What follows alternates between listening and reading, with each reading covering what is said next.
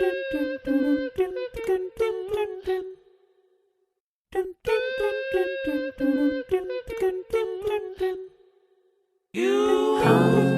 tell me the right thing.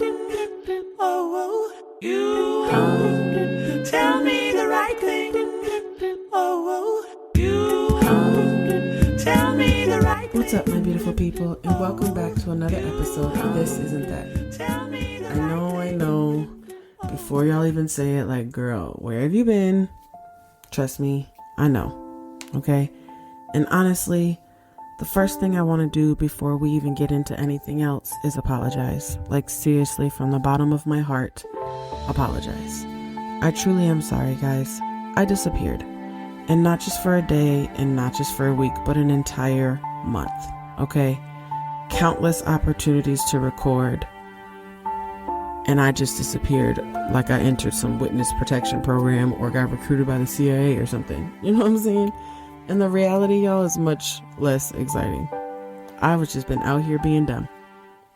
Okay?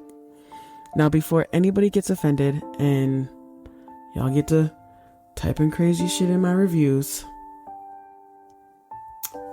I was just being dumb. Because sometimes we're all dumb. Okay? And baby, I was out here being the lead actress, executive producer, costume designer, lighting crew, and stunt double in my own emotional disaster movie. I wasn't kidnapped. I wasn't stranded on an island. I wasn't fighting dragons. I was fighting common sense. Like, common sense. But I kept asking for rematches. Have y'all ever done that? Like, have y'all ever looked directly at a red flag and said, maybe it's burgundy, or maybe it's actually green? You know, shit, hey, it's green to me. Because that's exactly what I did, okay? And my mama used to tell me something growing up all the time. She used to say, when somebody shows you who they really are, just believe them. Simple, clear, direct, no confusion, no hidden meaning, no footnotes, no terms and conditions, no nothing. Just believe them. When somebody really shows you who they really are, believe them. And what did I do? I ignored every fucking word of that advice. Because apparently, I thought I was smarter than the experience. I thought maybe this time would be different. I thought maybe if enough time had passed, maybe if we talked more, maybe if we became friends, maybe if the stars aligned, something would change.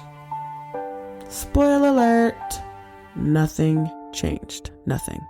Absolutely nothing. And that's what this episode is about. The month I spent trying to revive a relationship that had already flatlined. The month I ignored every warning sign. The month I convinced myself that friendship with an ex was a brilliant idea. Can we talk about that for a second? Who told us being friends with your ex is easy? Because I would like names. Maybe some addresses or some references or something. Because some of us hear friends and immediately start acting like unpaid relationship interns. Talking every day, checking in, sending memes, listening to their problems, being emotionally available, you know? Meanwhile, they're out there living their life like they're starring in a completely different movie. And you're sitting there wondering why your chest hurts every time their name pops up on your phone. Baby, that's not friendship. That's emotional overtime. And the benefits package is terrible. I know some people genuinely be friends with their exes, and congratulations, I'm happy for y'all. Y'all are emotionally evolved. Y'all meditate or something, or drink enough water, or I don't know, probably fold fitted sheets correctly or something. I'm not currently accepting applications for that club. Because every time I tried being friends with my ex, my feelings showed up wearing fake glasses and a trench coat pretending they had left. When they hadn't, they were there. Still, every conversation felt loaded, every text felt loaded, Every interaction carried hope. And hope can be a dangerous thing. Very dangerous thing when it attaches itself to the wrong person. You know what hope does? Hope turns obvious situations into scavenger hunts. Somebody ignores you for 3 days. Hope says they're probably just busy. Somebody keeps lying. Hope says they're probably scared. Somebody keeps disappointing you. Hope says they're trying, girl.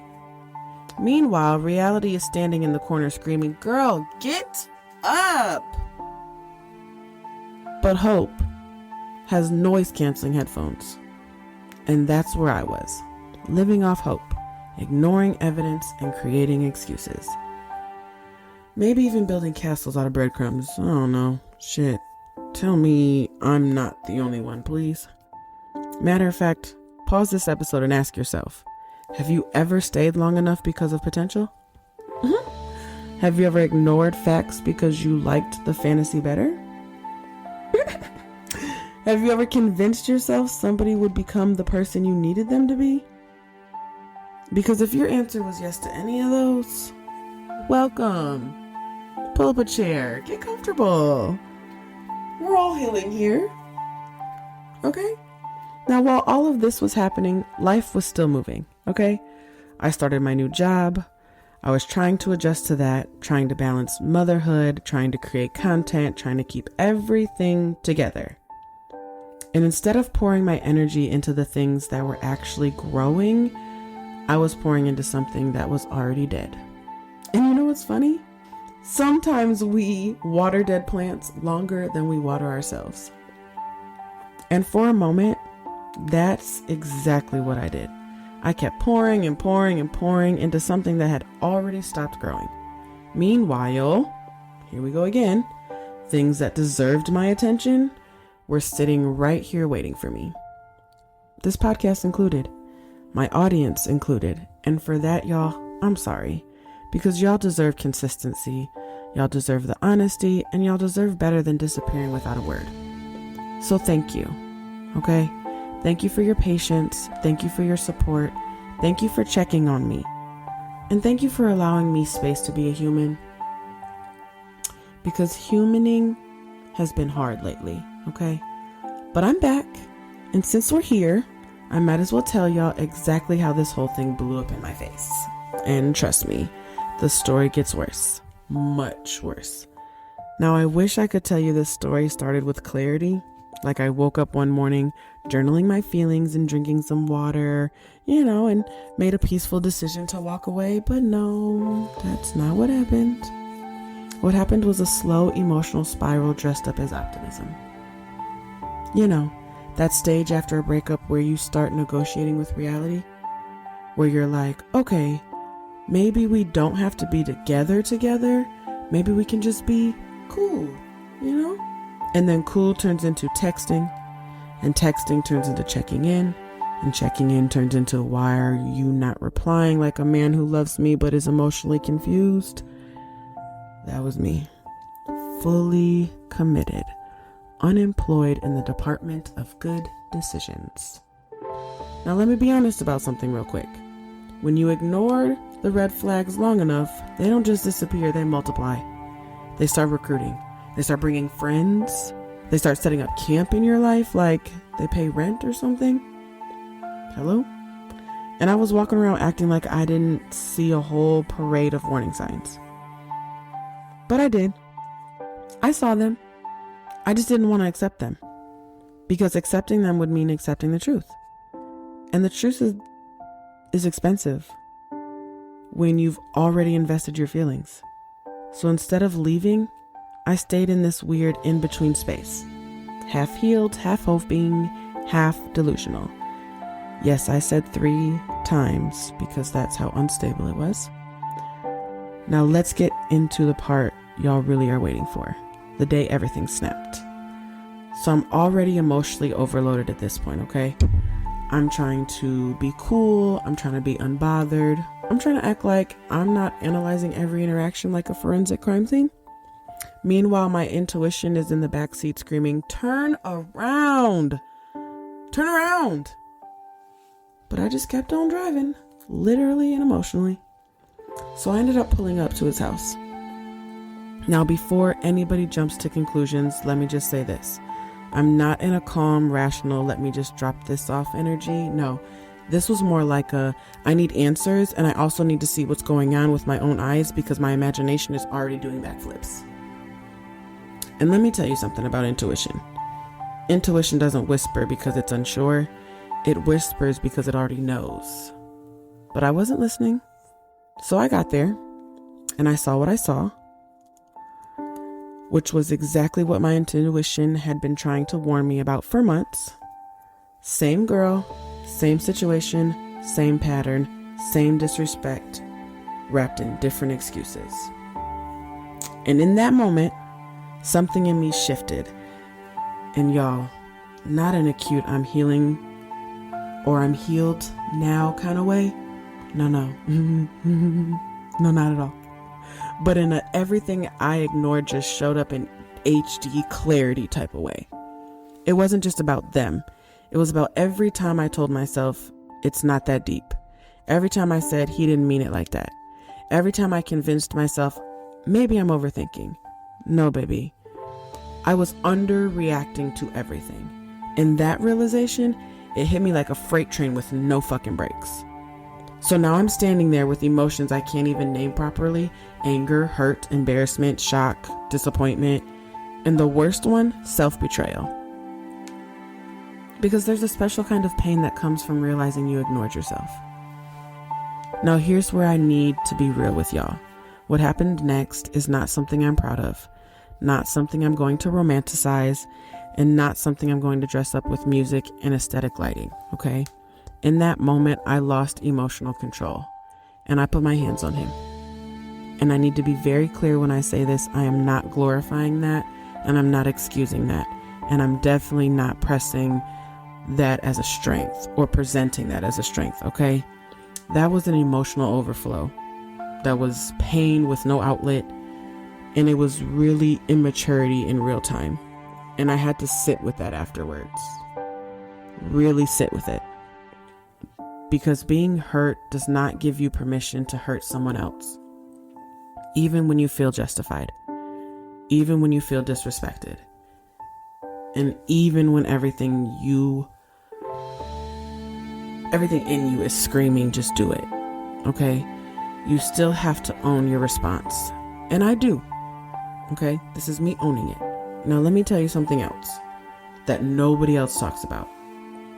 After moments like that, the silence kind of hits different. The dramatic kind, the very heavy kind. The kind where you replay everything in your head like a broken record. What did I just do? Why did I let it get here? Why didn't I just walk away sooner? And the truth I had to face was so uncomfortable. It was just uncomfortable. And it wasn't just about him. It was about ignoring myself for too long. It was about me abandoning my own boundaries and then being shocked when chaos walked right in. Because when you don't protect your peace, eventually you're forced to deal with the consequences of that. And I had that. I had to own that. All of it. Every part. So if you're listening right now, thinking I'm here to tell you he made me do it, or look what he caused, no, that's not this story. This is the story about what happens when you ignore yourself for too long and about emotional buildup with no release. Okay? This is a story about like consequences and accountability and kind of learning the hard way that closure is not something you find at somebody else's house. Okay? And I wish I could tell you that that was the end of it, but it wasn't. Because what came after was even louder than what happened in that moment. And that's where things really started to shift. Now, if you made it this far into the episode with me, y'all, first of all, I appreciate you for not judging me too quickly and clicking off at the last little story I told you, because girl, be serious. I went crazy. Because now I'm about to get to the part where I take everything that happened and actually sit with it. No distractions, no excuses, no rewinding the story to make myself look better, just the truth and growth. And a little bit of a, wow, I really did that. All right. So let's be honest. This past month was not cute. It was not aesthetic. It was not a healing era or a montage with soft music and morning smoothies, okay? It was messy, confusing, emotional, and at times completely avoidable. Because the real issue wasn't just the relationship. It was me ignoring myself. The part I had to face. Not him, but me. Because when somebody shows you who they are and you keep trying to reinterpret it, you're not in love anymore. You're in negotiation with reality, like I mentioned before. And again, reality does not negotiate. It kind of just waits for you to catch up. So let's talk about the biggest lesson I had to learn the hard way. Closure is not a conversation. Closure is not pull up. Closure is not finding answers. Closure is not one more talk. Closure is what happens when you finally stop going back to places that kept breaking you. And I learned that after I had already walked into a situation that reminded me exactly why I should have stayed gone, the truth was hard to accept. I wasn't confused, I was attached. And there's a difference. Confusion makes you unsure. Attachment makes you ignore what you already know. And I knew the pattern, I knew the cycle, I knew the story. I just wanted a different ending. But you can't force a new ending with the same person who keeps giving you the same chapter. Hello? So let's get into something real. Red flags. We love to joke about them until we're sitting in the middle of wondering how it got so chaotic. Red flags are not aesthetic. They are not quirks. They are not maybe I'm overreacting. They are information. And I ignored information because I wanted the potential. The potential will have you building castles in conversations that were never meant to become homes. So here's what I had to accept. Just because somebody has access to your heart does not mean they deserve to continue to access your life. Let's sit with that for a minute. Hello? Now I need to talk about something even more personal. Self-betrayal. That's what hurt worst. Self-betrayal. Not what he did, not what happened, but how long I stayed somewhere I had already outgrown emotionally. How long I ignored my intuition and how long I kept choosing hope over evidence because your intuition, again, doesn't scream. It taps you on the shoulder like, hey, you see this right here?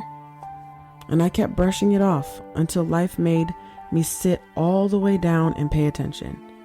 Now I want to say this clearly for anybody listening who needs it. You don't have to crash out to wake up. You don't have to reach your breaking point to choose yourself.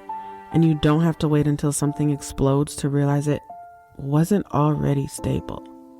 But simple doesn't always feel easy when your emotions are involved.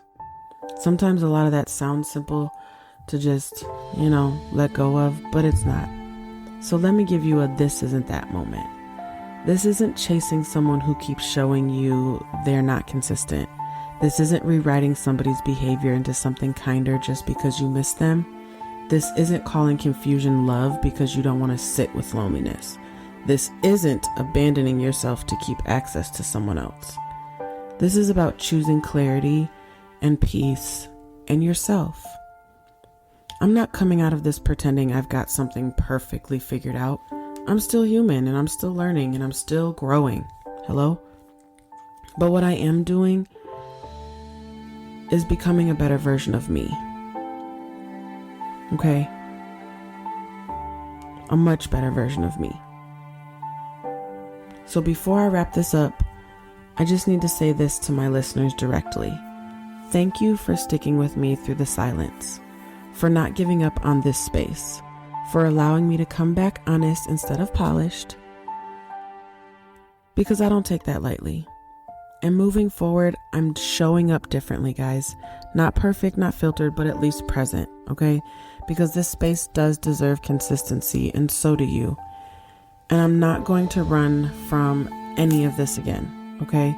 So here's my commitment. I'm back fully, honestly, and consistently. And to anyone listening who is in their own version of this story right now, I need you to hear me. If someone is showing you they can't love you right, believe them.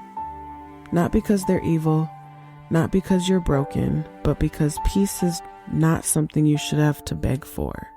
Heartbreak is not the end of you. It's just a redirection.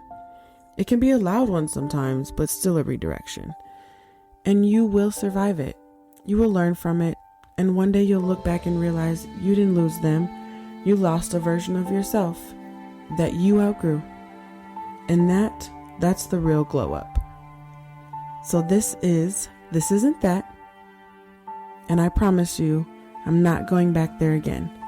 If you made it to the end of this episode, I want you to do 3 things for me. Follow the podcast if you haven't already. Leave a review and tell me what part hit you the most. And share this with somebody who needs a reminder that they are not crazy for wanting peace. Because somebody out there is holding on too long. And maybe this is the moment they finally let go. And I'll see you in the next episode. For real this time. Tell me